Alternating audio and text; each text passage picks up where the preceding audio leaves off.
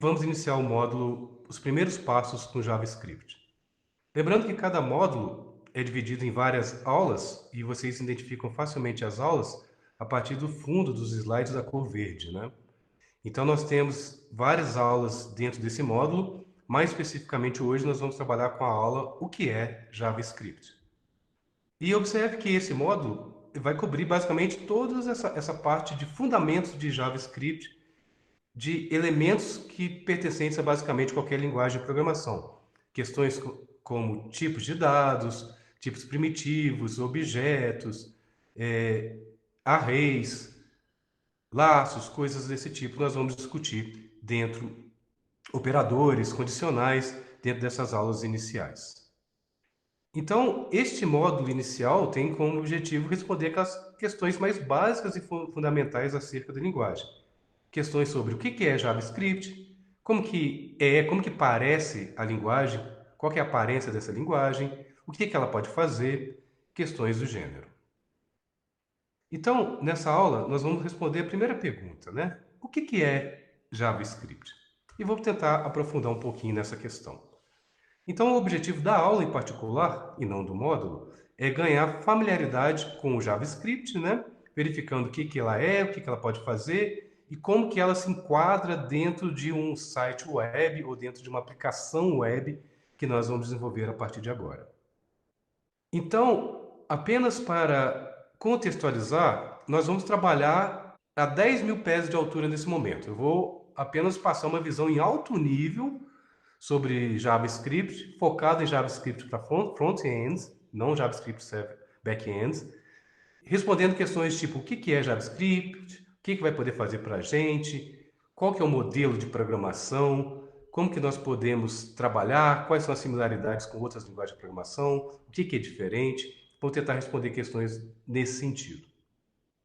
Então, uma definição em 10 mil pés de altura, em alto nível, né?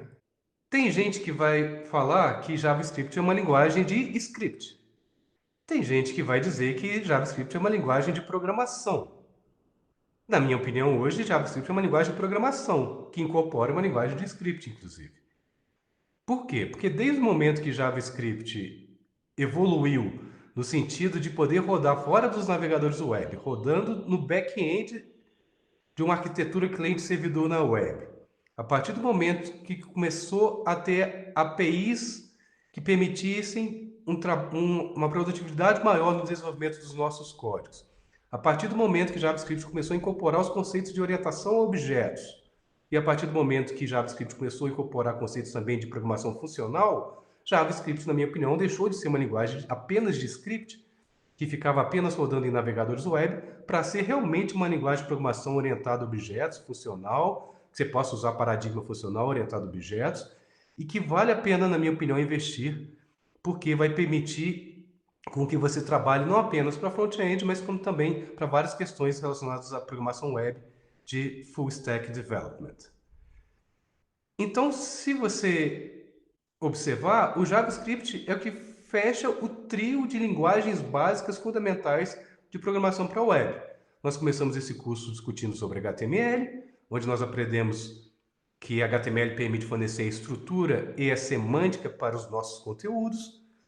Depois nós observamos que com o CSS, essa segunda linguagem, nós conseguimos referenciar os elementos do DOM presentes nos nossos documentos HTML e transformá-los esteticamente, fornecendo layouts e estilos para esses elementos da maneira que nós desejamos.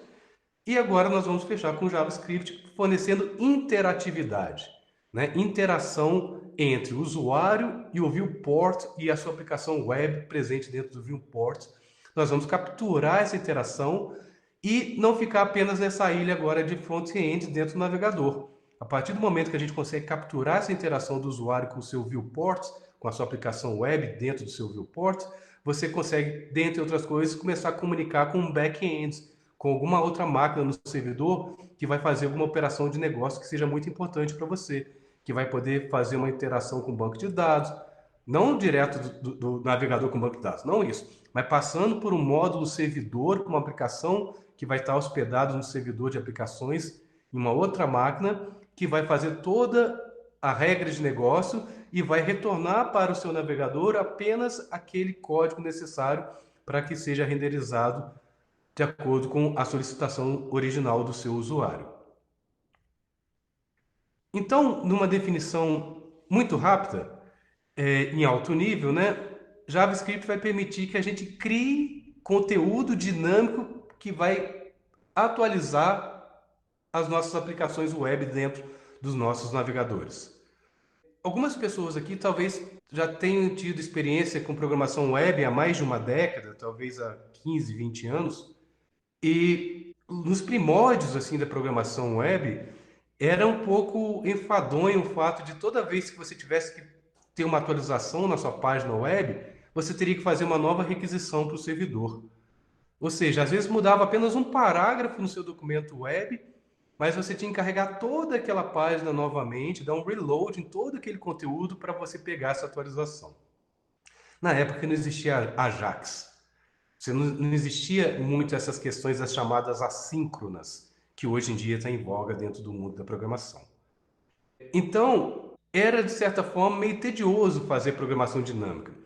Por quê? Porque imagine só, você tem um site, imagina que você tem um portal de notícias, onde você tem notícias sendo atualizadas em questões de minutos. Não faz sentido você querer abrir o seu código HTML e colocar um novo parágrafo, uma nova notícia ou um novo artigo dentro do seu HTML e depois subir aquilo, fazer o upload daquilo para o servidor web para a pessoa ver aquela atualização. Imagina se fosse assim os portais de conteúdo, né? Simplesmente não funcionariam. O tempo necessário para você publicar uma nova notícia ia ser muito grande esse período. Não seria possível trabalhar basicamente com sistemas que fossem atualizados o tempo todo. JavaScript meio que resolve esse problema, né? Porque JavaScript permite, de certa forma, embora não seja a única maneira, né? Vocês vão ter linguagens do lado do servidor que vão justamente fazer isso, né? Atualizar o seu conteúdo e gerar HTML dinamicamente, mas trazendo aqui para o mundo de JavaScript, aqui para front-end, né? Com JavaScript você vai poder pegar assincronamente atualizações no seu servidor e capturar essas alterações e atualizar apenas aquela parte da sua página web onde aquela atualização deverá ser inserida, sem que seja necessário um reload de forma a carregar totalmente a sua página dentro do viewport. Essa é apenas uma das características do JavaScript, mas é uma característica muito usada, a atualização de conteúdo de forma dinâmica dos seus sites web. Nós vamos trabalhar com JavaScript para muitas outras coisas, principalmente questões de animação, questões de games, se quiser trabalhar com desenvolvimento de jogos, ferramentas de canvas para você poder fazer desenhos de shapes dentro do seu navegador web e diversas outras características de multimídia, coisas desse tipo. Tá, então vamos começar com uma definição bem alto nível mesmo, né? Observe que eu tenho um código HTML aqui, vocês estão acostumados, né? Eu tenho um conteúdo chamado Player1, que é o Chris. Então, jogador número 1, nome Chris. Marquei esse conteúdo com o meu elemento P, HTML, que cria um parágrafo, conforme vocês podem ver na saída. E todo navegador web, conforme vocês já sabem, tem estilos defaults que são aplicados. No meu caso aqui, o Safari aplicou esse estilo, renderizou dessa forma um elemento P. Mas nós vimos que quando você tem CSS, você faz esse combo, você transforma o seu conteúdo e o seu elemento HTML basicamente em qualquer coisa. No caso aqui, vocês podem perceber, observe que eu transformei o meu parágrafo em algo totalmente diferente, né? Usando CSS, conforme vocês já estão acostumados. E o JavaScript vai trazer o que a gente chama de comportamento dinâmico. Vai dar interatividade em nossa aplicação. Vai permitir capturar a interação com o usuário, dentre outras coisas.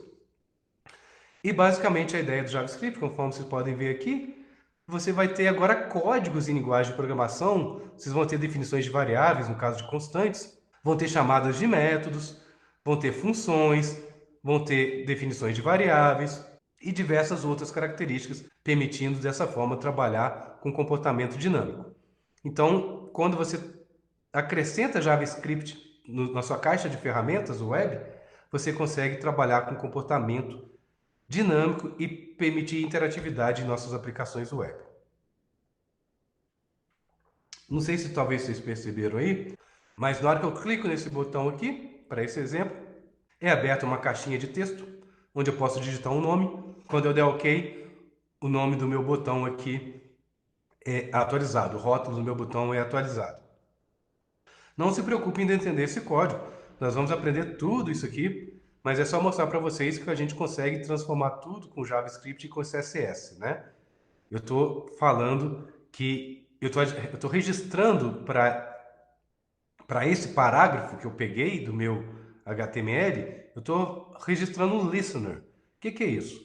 É um código que vai ser executado quando alguém clicar, porque o meu listener aqui é um clique. Quando alguém clicar aqui, algum código vai ser executado. Esse código vai ser os códigos da linha 6 e 7. Mas, de novo, ainda não se preocupe não, porque nós vamos trabalhar com mais calma cada uma dessas questões. Aqui é apenas para dar uma visão geral do que a linguagem pode fazer. Inclusive, esse exemplozinho básico aqui, vocês podem testar online nesse link, se vocês preferirem, tá? Ou, se vocês optarem, pode também executar localmente, conforme nós já discutimos. Então, agora nós já sabemos que JavaScript é uma linguagem de programação que permite o desenvolvimento de aplicações web tanto para front-end quanto para back-end, ou seja, para full stack development. Tá. E nós já vimos que JavaScript é muito usado para comportamento dinâmico, capturar interação com o usuário, para questões de animação, jogos, talvez fazer desenhos 2D, coisas do tipo. Tá? Então, nós vamos discutir um pouco mais essas questões do que pode ser feito, né?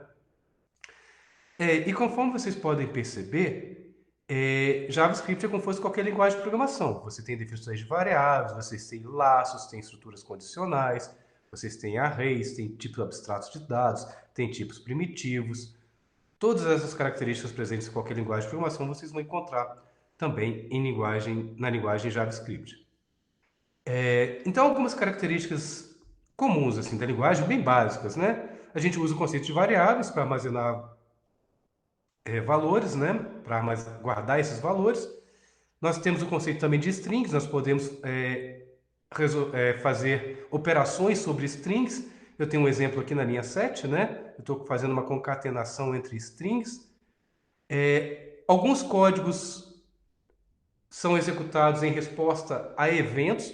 Evento é qualquer acontecimento que pode acontecer dentro da execução do seu código. Por exemplo, uma interação, você abrir uma tela, você clicar em um determinado link, passar com o ponteiro do mouse sobre um campo de texto.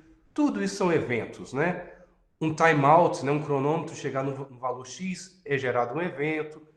Ou seja, eventos é tudo aquilo que acontece que você quer, de certa forma, capturar e, com base no evento que foi emitido, realizar alguma operação de negócio. Basicamente, que essa é a ideia. JavaScript, assim como outras linguagens, tipo Java, tem um modelo muito bacana de tratamento de eventos. E muito similar. Se você veio de uma linguagem de programação igual ao Java, vocês vão ter muita facilidade também em trabalhar com tratamento de eventos em JavaScript, que são, de forma guardada as devidas diferenças, são similares. Para vocês terem só uma ideia de como que é simples a questão do tratamento de evento, tentem focar no algoritmo. Olha o que eu estou dizendo aqui. Observe que a gente não entrou em detalhes que cada uma coisa aqui está dizendo, mas vamos tentar focar no algoritmo. Na linha 1, olha só, eu estou dando document.carrySelector P. Basicamente o que eu estou dizendo é, eu estou pegando os meus parágrafos dentro do meu DOM. Ou seja, eu estou pegando o meu parágrafo em HTML que eu defini anteriormente e estou colocando uma variável, que é uma constante. Então, essa minha constante é um handler, é um ponteiro para o meu parágrafo dentro do meu documento web. Que parágrafo? Vamos voltar aqui para vocês verem. Esse parágrafo aqui, ó. Ou seja, da mesma forma que em CSS eu uso os meus seletores para objetivar alguns elementos dentro do meu DOM, ou dentro do meu documento HTML, JavaScript vai ter uma API que vai permitir justamente fazer a mesma coisa. Capturar, ter como objetivo alguns elementos do meu DOM, ou alguns elementos do meu documento HTML. Por exemplo, uma tag P. É o que eu estou fazendo justamente aqui. Na linha 1, eu estou buscando essa tag P e coloquei numa variável para, que eu dei o nome de para. E olha o que eu faço na linha 3. Para esse elemento P, para esse meu parágrafo, eu estou adicionando um listener, estou adicionando um evento. Qual o evento? Ou seja, o que vai acontecer no parágrafo que pode despertar o meu interesse? Ó, se alguém clicar nele. Olha só o que eu consegui fazer, né, com CSS e JavaScript, né? Eu transformei um parágrafo no botão, vamos dizer assim, né?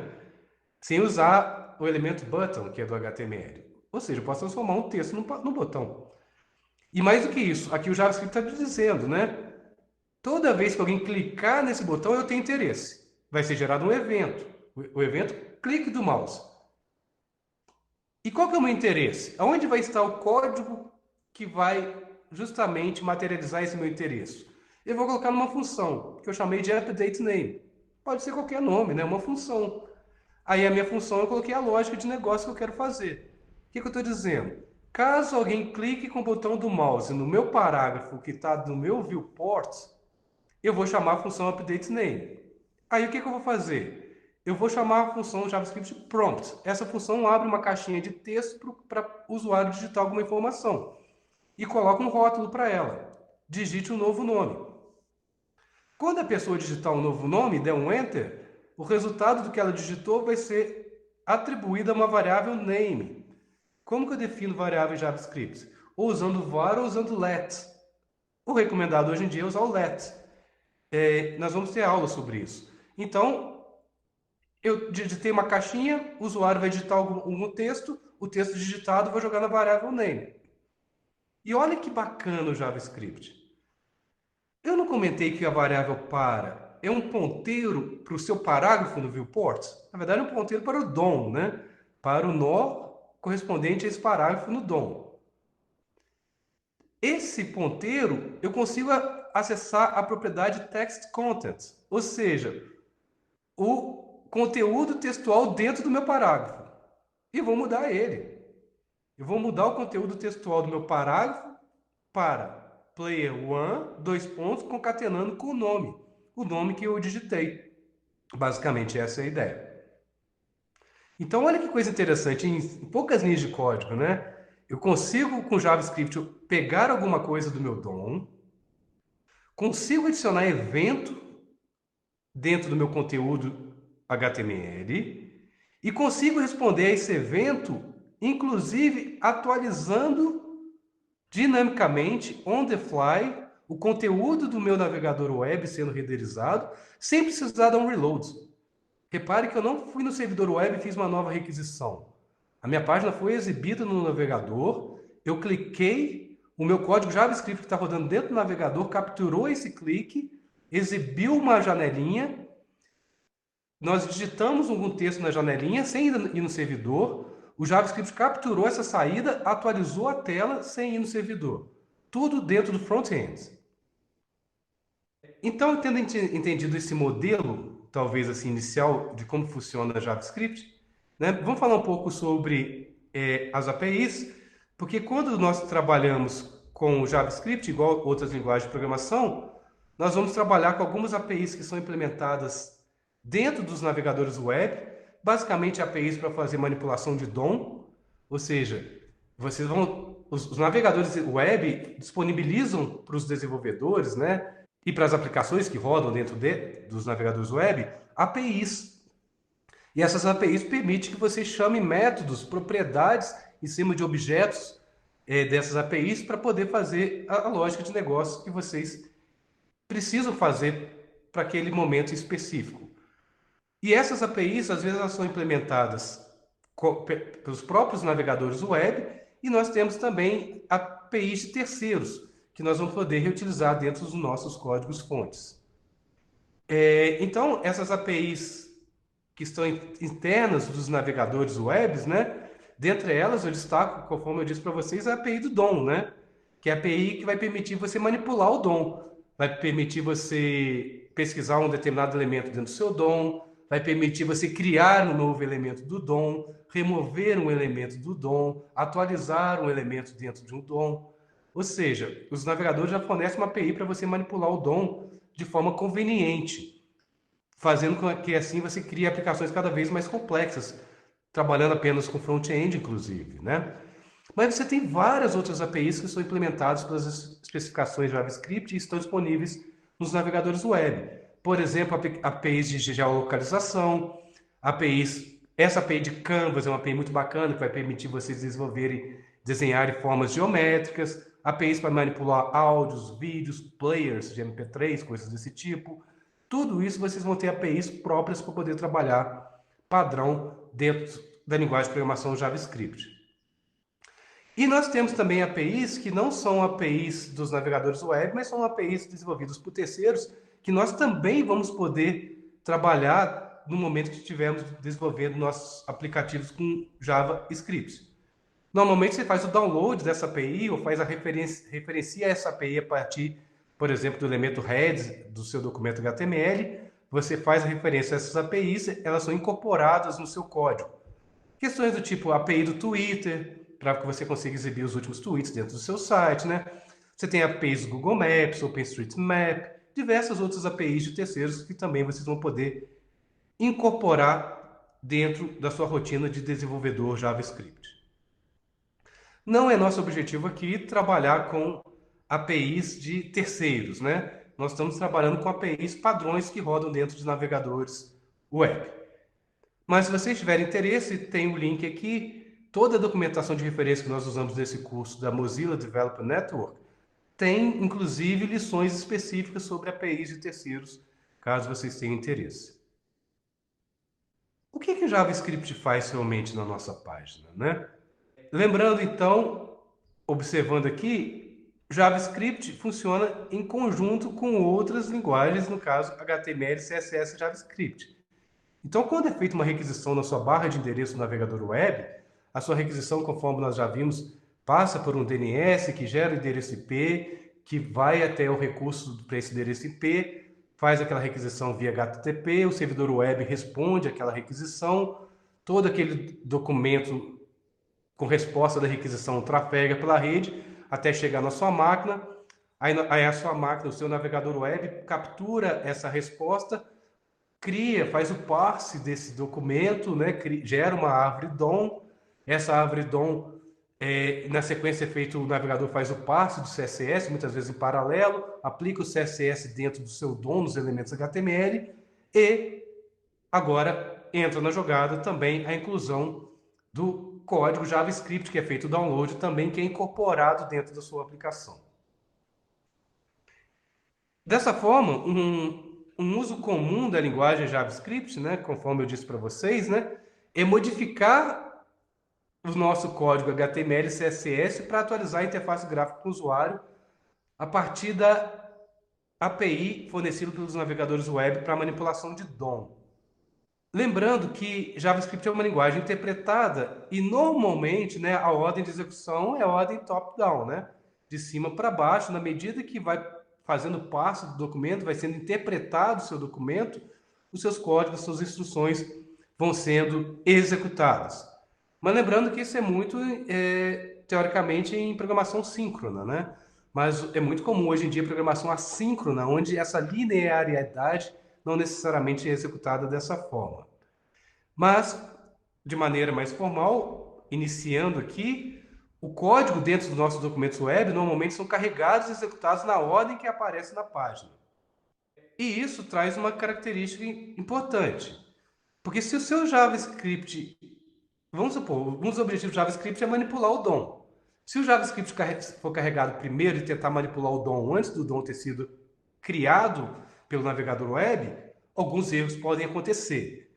Então, a ordem de carregamento das suas linguagens constituindo sua aplicação web, HTML, CSS e JavaScript, pode realmente importar e pode fazer com que você tenha erros caso você queira acessar um documento no DOM antes que o DOM, por exemplo, tenha sido criado em memória. Outra característica da linguagem é a questão da segurança em navegador web. Eu não vou entrar aqui em hacks da linguagem, que existe possibilidade de você fazer isso, mas imagine assim, cada aba do seu navegador web é como se fosse um sandbox, um ambiente seguro de execução daquele seu código, daquela aba, independente das outras abas. Mais uma vez, eu estou dizendo aqui a forma tradicional. Cada aba do seu navegador web vai ter um sandbox diferente por questão de segurança no caso de JavaScript. Isso não quer dizer que eu não possa fazer comunicação entre abas no meu navegador web. Existem vários mecanismos para trabalhar com isso, mas por enquanto não é o nosso objetivo aqui, conforme que eu estou mostrando para vocês. Só se você tiver curiosidade, uma das formas é você gravar localmente os dados que você quer compartilhar entre as abas, né? Existe um mecanismo para você gravar em propriedades no navegador web essas informações e compartilhar. Mas não é o nosso objetivo. Vamos trabalhar inicialmente como se cada aba do seu navegador fosse um ambiente próprio de execução daquele seu código JavaScript. Exatamente o que eu disse, né? Existem maneiras de enviar código e dados entre diferentes abas, né? De maneira segura. A gente está levando aqui questão de segurança. Mas essas técnicas são mais avançadas, a gente não vai cobrir aqui nesse curso. Assim, eu falei para vocês que existe, então, essa ordem de execução dos seus códigos e a ordem de execução do seu código JavaScript de cima para baixo, quando você está de forma linear, de maneira síncrona, né? Então, dessa forma, quando o navegador encontra um bloco de código JavaScript, normalmente ele executa nessa ordem de cima para baixo. Então, lembre-se da ordem, porque você não pode fazer uma referência numa parte do seu código de algo que teoricamente teria que ter sido executado anteriormente, mas não foi. Apenas um exemplo aqui, bem básico, vocês são da ciência da computação, vão matar na hora, né? Se vocês inverterem a ordem aqui das linhas 1 e 2, você vai ter um problema. Porque eu não posso chamar uma propriedade em cima de uma variável sem ter antes definido a minha variável. Primeiro eu defino a minha variável, depois eu manipulo essa minha variável. Basicamente essa é a ideia. Se você fizer algo do tipo, quando você for abrir o console, o Browser Developer Tools de sua preferência, e abrir o console lá do JavaScript, vocês vão ter esse erro lá, o type error. Vai falar que a variável para, no meu caso aqui, não foi definida. Para quem está começando, isso é um erro muito comum, né? Você querer usar algum recurso, algum construtor da linguagem, algum elemento da linguagem sem ter antes declarado aquele elemento. Eu disse para vocês que JavaScript é interpretado, né? Vamos fazer uma comparação aqui, lembrando, vocês já sabem isso, sobre o que vem a ser interpretado e compilado, né? Então, o JavaScript é uma linguagem leve, interpretada, como diversas outras linguagens de programação que nós temos no mercado. O navegador web recebe esse código JavaScript oriundo de uma requisição web, é um servidor web, né? E executa o script a partir da resposta que veio do meu servidor web. Então, na medida que ele vai executando de cima para baixo, ele vai renderizando aquela execução dentro do viewport. Vocês devem ter aprendido no começo da ciência da computação que um dos problemas da interpretação é que ela é mais lenta que a compilação. Mas isso acontecia muito nos primórdios também da área de desenvolvimento de software, né?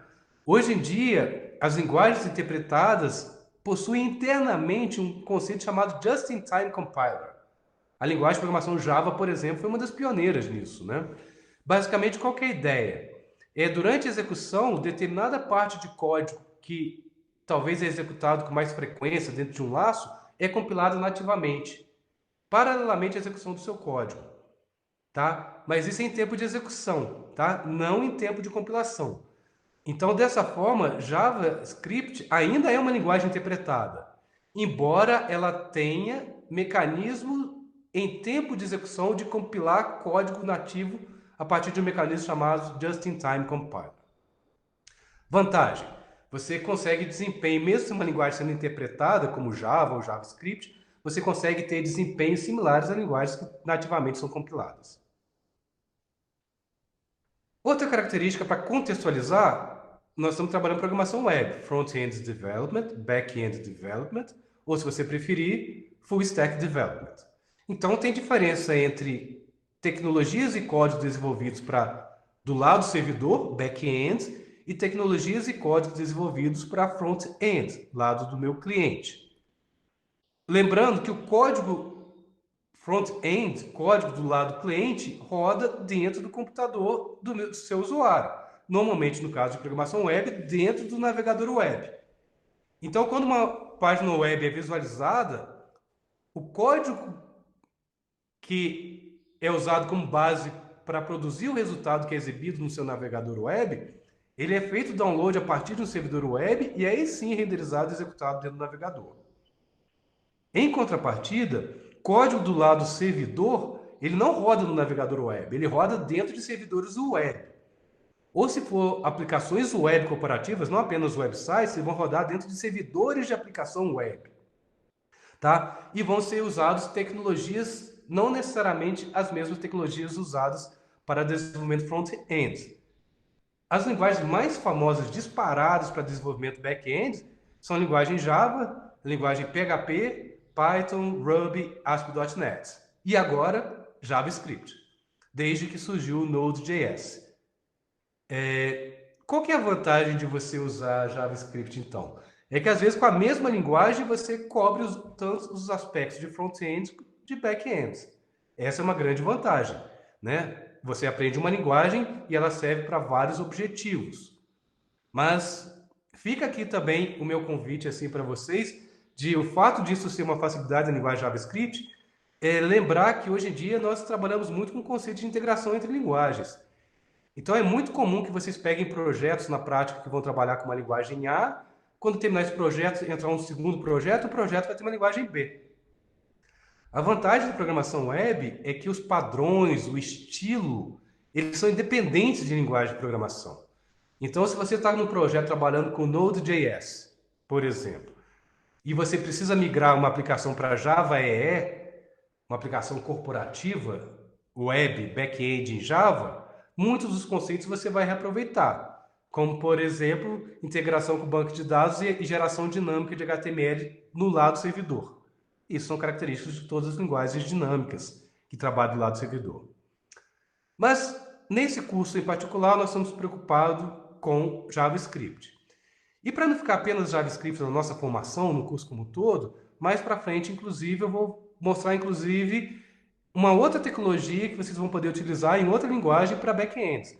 Eu vou mostrar Java para vocês através de um framework chamado Spring Boot. Mas essa é uma outra discussão. Outra característica, então, de programação para web é código estático e código dinâmico. Se as nossas aplicações web fossem estáticas, seria muito mais tranquilo trabalhar, talvez, inclusive, sem a necessidade de fazer integração com back-end. Né? Você teria suas páginas web estáticas, com aquela informação que muda muito pouco, ou muda em frequências, talvez, mensais, anuais. Aí você vai, altera o HTML, altera o CSS e publica seu website de novo, né? Só que grande parte das aplicações web não são estáticas. As aplicações web normalmente são dinâmicas, interagem com o banco de dados, fazem consulta a sistemas externos. Para isso, nós precisamos trabalhar com códigos dinâmicos.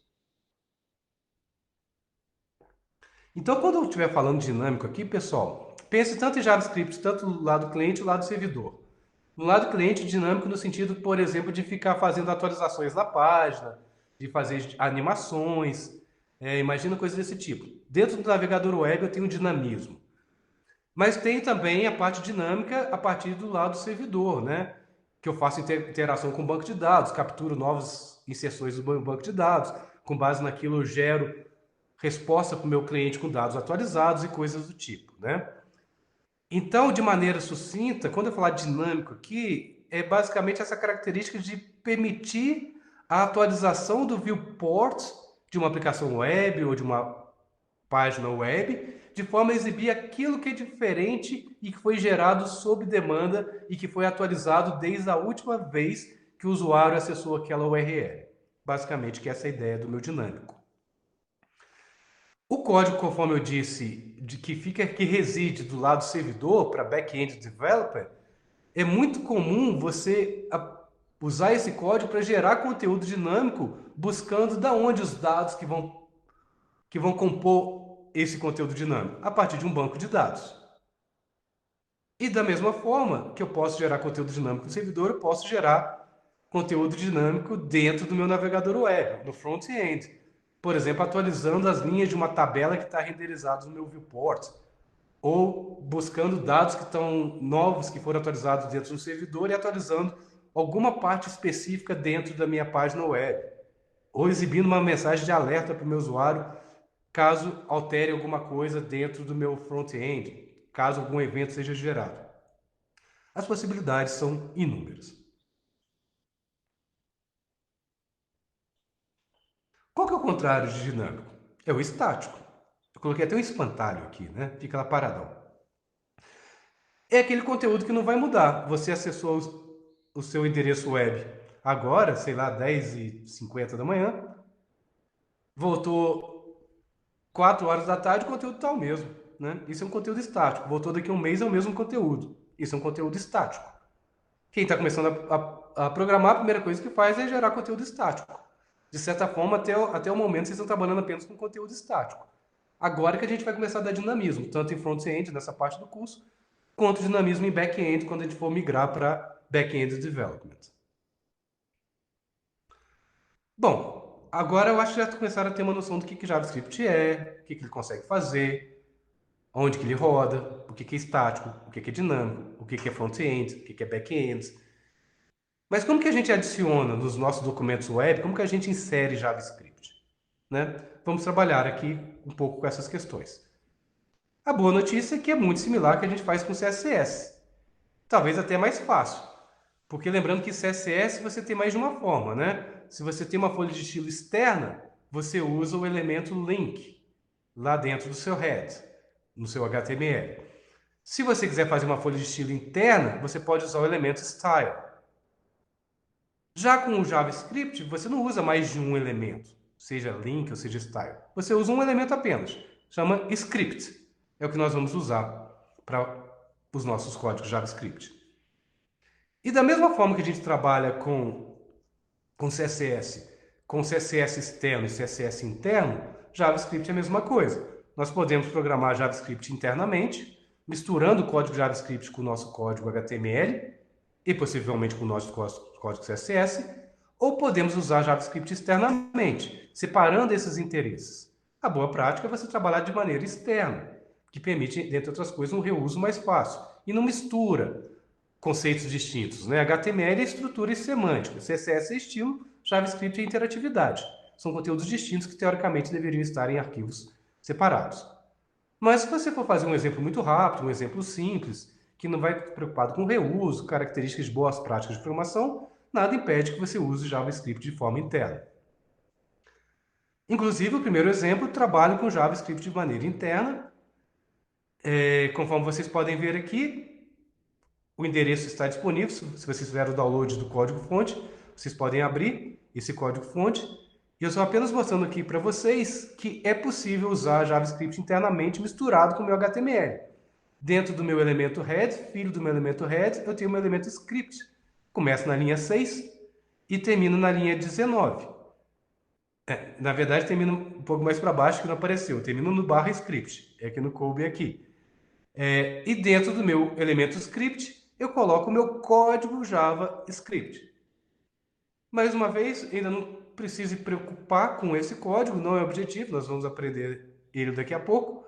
É apenas para vocês verem como incorporar código JavaScript dentro do meu documento HTML e do meu estilo CSS associado com o meu documento HTML.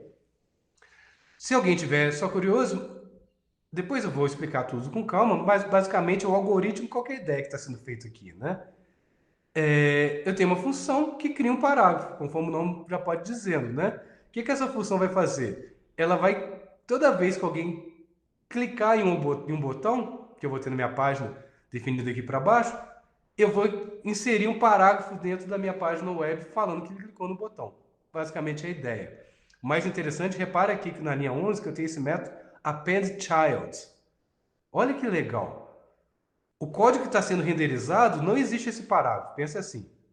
Quando eu clicar no botão dentro dessa minha página, eu vou capturar alguma coisa. No meu caso aqui, vou gerar esse texto aqui. Você clicou no botão e vou inserir no meu DOM um filho do elemento body.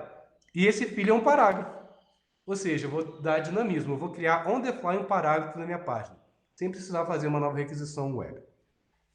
Mas, de novo, nós vamos aprender passo a passo o JavaScript, questão de listeners, de laços, os métodos disponíveis na API do DOM, por exemplo, carry, select, all, coisas desse tipo nós vamos aprender na sequência.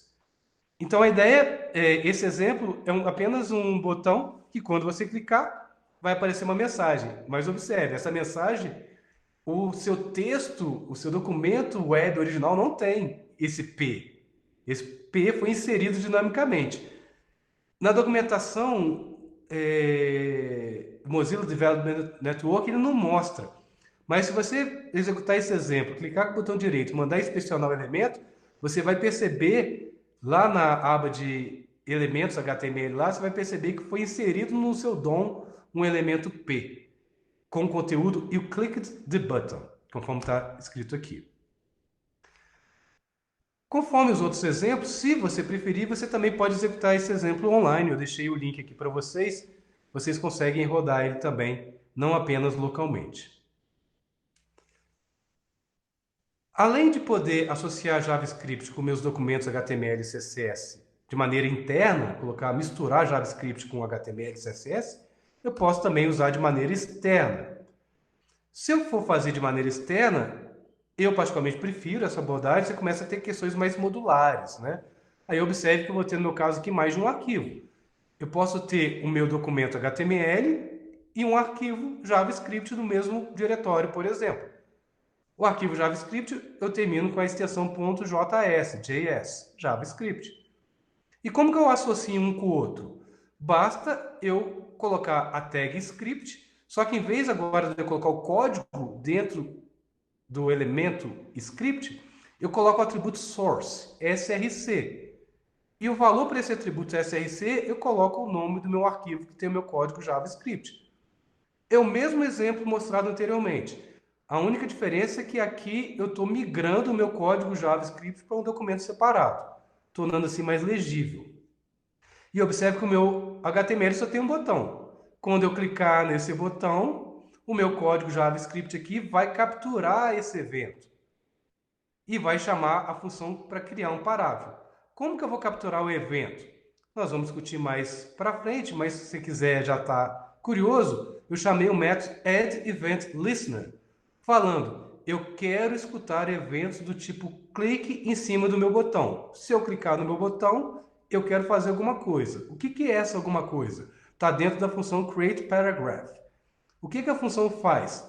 Ela pega um ponteiro para o nó P do meu DOM, achou esse parágrafo, criou esse parágrafo, né? Aqui, ó, create element, cria um parágrafo, coloca um texto dentro do parágrafo e insere esse meu elemento dentro do meu body, fazendo que esse texto, esse parágrafo, seja exibido no meu navegador.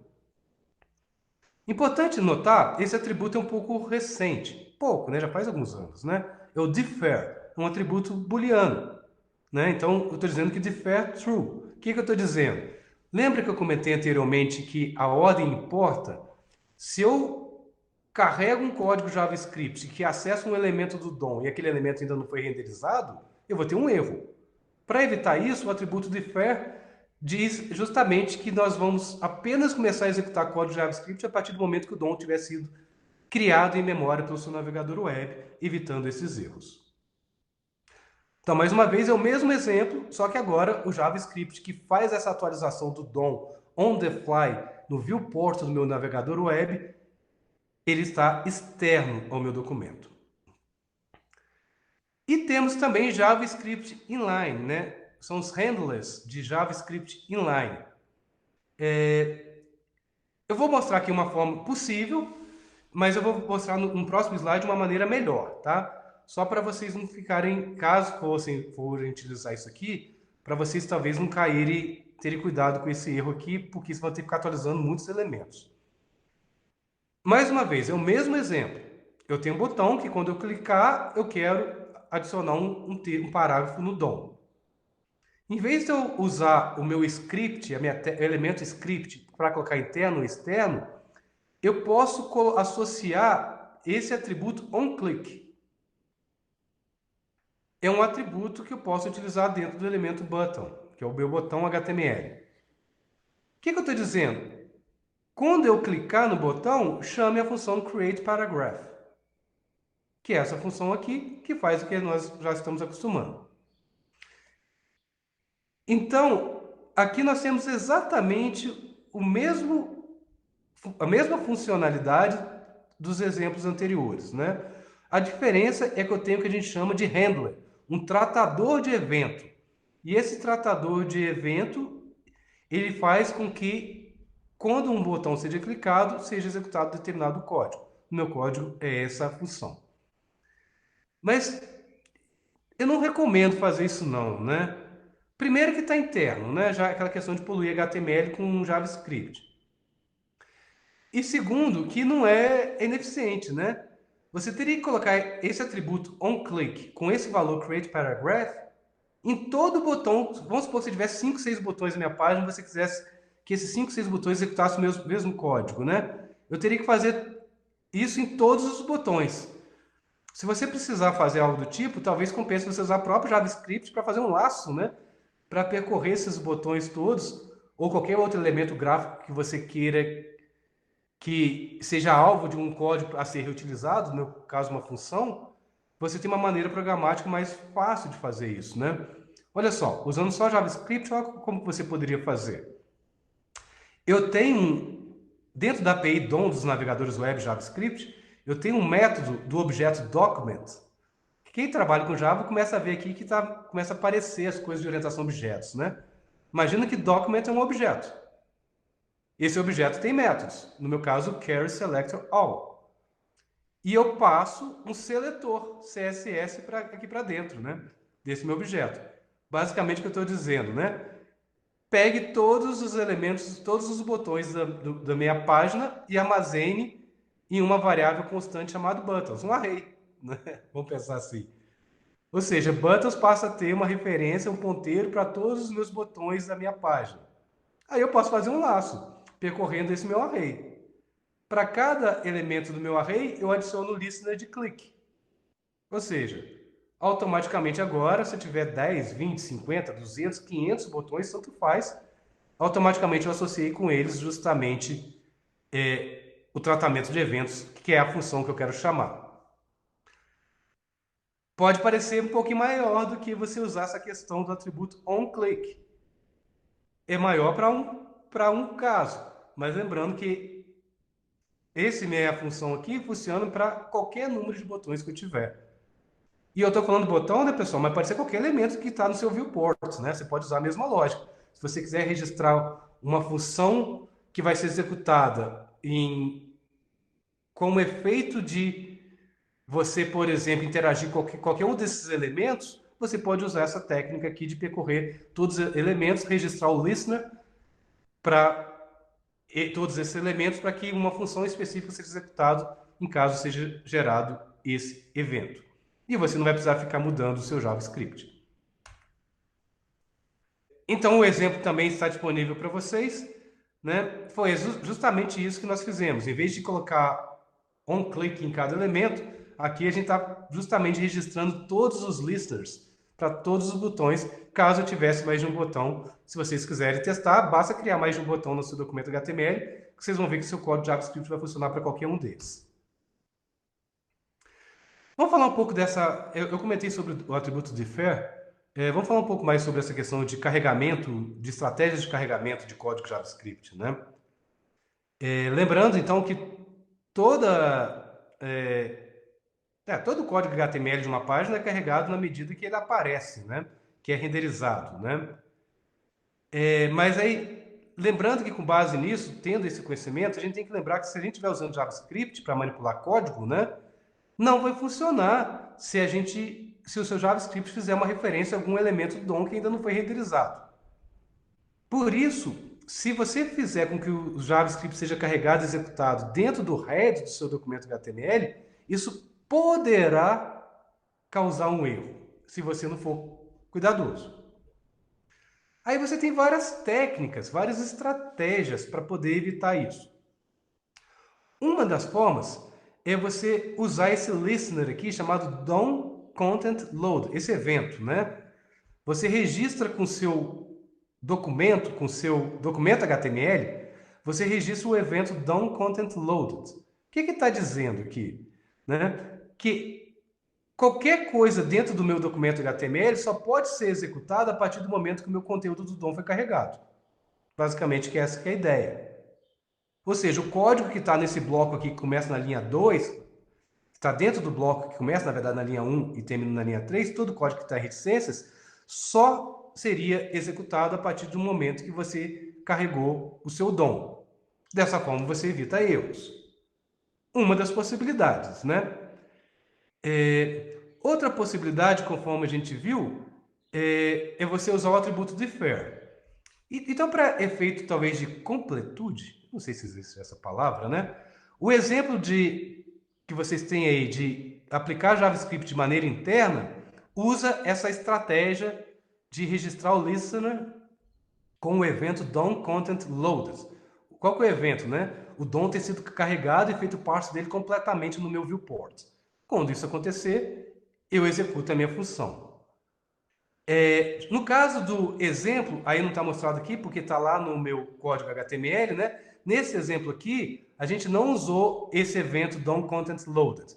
Nós usamos o atributo defer, que é o atributo booleano, deixa eu voltar nele aqui, dentro do meu código do documento HTML, dentro do meu elemento script. Conforme dito, o exemplo que é a inclusão de JavaScript de maneira externa, né? JavaScript externo, né? Está usando o defer atributo, que é o atributo mais usado, que eu vejo que está sendo mais usado atualmente, né? Por que a gente não usa, né? Porque esse evento DOM-CONTENT-LOAD não funciona para código JavaScript externo. Então, basicamente, essa é a ideia, né? Nós usamos defer, no caso. Eu vou colocar aqui da forma como está escrito na documentação Mozilla Developer Network, tá? Com essas palavras. Eu estou colocando dessa forma porque eu ainda vejo muito código assim, mas não sou eu que estou dizendo aqui. É a documentação oficial, vocês podem consultar. Uma solução antiga, old-fashioned, né? De carregamento de script é colocar o elemento script na parte, lá no rodapé, onde você dá o barra body para fechar o seu elemento body lá, você coloca o seu elemento script lá. Porque aí você tem, entre aspas, garantia que todo o seu HTML foi carregado, né? Só que essa solução tem um problema. Por isso que a gente fala que é uma solução antiga, né? Porque o carregamento do seu código JavaScript, ele é postergado até o final do carregamento do seu DOM. E isso pode acarretar, por exemplo, questões de performance dentro da sua página web ou da sua aplicação web. Então não é mais uma maneira recomendada, embora vocês vão encontrar muito código disso aí. Existe também, eu não vou entrar nos detalhezinhos aqui, que nós vamos estudar isso com mais detalhes também. Mas você tem um outro atributo chamado async, tá? Além do defer. Basicamente, um vai permitir você fazer carregamento assíncrono. Então, nesse caso, talvez você vai ganhar em desempenho, mas talvez a ordem possa te atrapalhar um pouco. Mas só para vocês entenderem, observe que eu posso, então, dentro de um documento HTML, carregar vários códigos JavaScript, arquivos externos. Inclusive, se for pegar aqui, ó, o jQuery, né? Eu tenho várias funções reutilizáveis de jQuery que eu posso incorporar, que são códigos JavaScript que eu apenas estou incorporando. Observe que eu estou usando o atributo defer. Quando eu uso o atributo defer, né, esses scripts vão ser executados na ordem que eles aparecem. Então, logo, esse conteúdo tenha sido feito download. Ou seja, vou carregar o jQuery, o script 2, depois o script 3. Mas nós temos também, e observe que nesse caso aqui, enquanto eu não carregar o jQuery, não vou carregar o próximo e assim sucessivamente. No caso do async, que é esse atributo aqui, será feito o download do script, mas sem bloquear, porque é assíncrono. O síncrono eu faço uma requisição e o código que fez a requisição fica bloqueado e fica esperando a resposta da requisição. Isso é o síncrono. O assíncrono eu faço uma requisição, antes mesmo de ter a resposta, não necessariamente eu estou bloqueado, posso ir fazendo outras coisas. É o caso do async. Então, os scripts que são carregados com o atributo async, né, farão o download do script sem fazer esse bloqueio da renderização da página e executará tão logo é feito o download daquele seu script. Aí a dúvida que fica é, quando que eu uso o defer, quando eu uso o async, né? Aí tem as regrinhas, né? É melhor usar o async quando os scripts são independentes. Você está carregando 10 arquivos de script dentro do seu documento HTML, eles são independentes, você não tem dependência de um para o outro, né? Você não tem código dentro de um que chama código do outro.